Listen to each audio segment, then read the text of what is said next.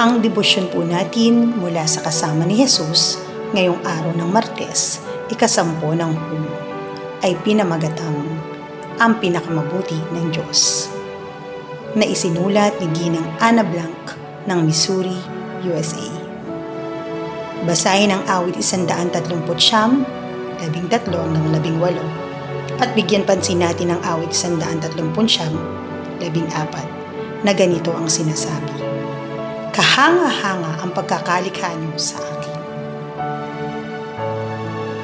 Sa linggong ito, kasama ko ang aking pamilya sa isa sa aming mga paboritong lugar sa mundo, ang Colorado.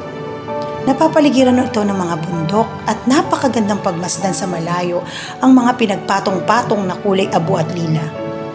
At ang mga kulay kahel at rosas sa paglubog ng araw na humahampas sa lahat ng naaabot ng aking tanaw. Hindi ko maiwasang isipin ang pagpapakita ng Diyos ng display ng kagandahan. Ngunit ang pinakamaganda sa lahat ng display ng Diyos ay nakikita ko kahit hindi ako umalis ng bahay. At madalas ay nalilimutan kong pansinin ang kagandahan ng Diyos ay ipinapakita sa pamamagitan ng mga taong ginawa niya.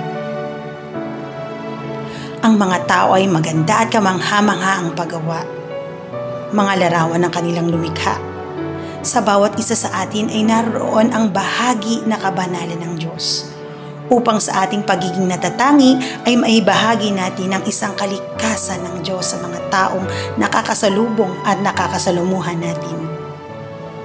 Ang pagod na babaeng nakapila para magbayad sa counter, ang lalaking nagpapalimos sa tabi ng kalsada.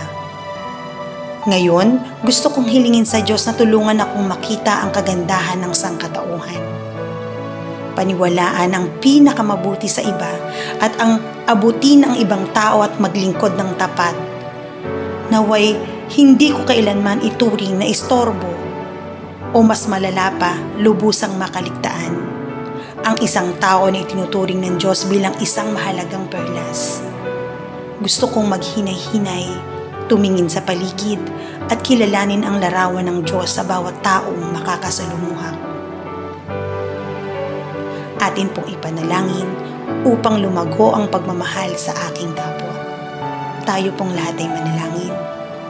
Diyos na lumikha, bigyan mo po kami ng mga mata upang makita ang mga tao sa paligid namin ngayon sa paraan ng pagtingin mo po sa kanila. Tulungan mo po ang aking puso na mahalin sila tulad ng pagmamahal mo. Sa pangalan ni Jesus. Amen. Isipin ngayong araw, igagalang ko ang larawan ng Diyos sa mga taong nakakaharap ko ngayon. Isang mapagpalang araw sa ating lahat. Sa Diyos po ang pinakamataas na papuri.